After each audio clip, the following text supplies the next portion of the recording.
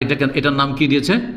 হেজাব। যখন আমি মালদ্বীপ সফরে গেলাম, মালদ্বীপে কোনো মাথা খোলা মেয়ে পেলাম না। মালদ্বীপ হচ্ছে এমন একটা দেশ যেখানে নাগরিক সকলে হচ্ছে কি 100% মুসলিম। সেখানে অমুসলিম কোনো নাগরিক নেই। বিদেশি আছে, প্রবাসী আছে, বাংলাদেশি যথেষ্ট আছে। 3টে বক্তব্য করলাম সেখানে, আর বেশ কিছু দ্বীপ ঘুরলামও, দেখলামও। ইন্ডিয়ান আছে, শ্রীলঙ্কান আছে, বিভিন্ন দেশের লোক আছে, আর অন্যান্য দেশেরও আছে। কিন্তু সেখানকার নাগরিক একমাত্র কারা হয়? মুসলিম।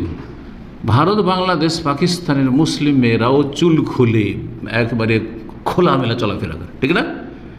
কিন্তু মালদ্বীপের একটি বৈশিষ্ট্য হচ্ছে যে মাথা খোলা অবস্থায় কোনো মেয়েকে সেখানকার নাগরিক মেয়েদেরকে দেখলাম না। এয়ারপোর্টের নামতে মেয়েরা ডিউটি করছে, তাদের সংখ্যায় বেশি, কিন্তু সবার মাথায় ছোট্ট একটা, আমার গোত্রার 3 ভাগের 1 ভাগ কি 4 ভাগের 1 ভাগ হবে, এইরকমই বাঁধা আছে। বুঝতে পারছেন না? চেহারা খোলা, কিন্তু মাথার উপরে ছোট্ট একটা কি বাঁধা আছে, এগুলো বাঁধা আছে, স্কার্ফ। এইটার নাম কিন্তু হেজাব দিয়েছে পশ্চিমা ভাষায়। পশ্চিমা দেশে যারা থাকে টাইট প্যান্ট, এদিকে গেঞ্জি, হ্যাঁ, তো ওখানে ওইরকম দেখলাম। এদিকে একটা গেঞ্জি পরে আছে, অথবা একটা শার্ট পরে আছে, টি শার্ট, আর তারপরে নিচে জিন্স প্যান্ট টাইট একবারে হয়ে আছে, আর মাথার একটা কাপড়, সেটার নাম হেজাব। এটা কিন্তু ইসলামী হেজাব নয়, এটা হচ্ছে এক শ্রেণীর লোকদের কাছে হেজাব।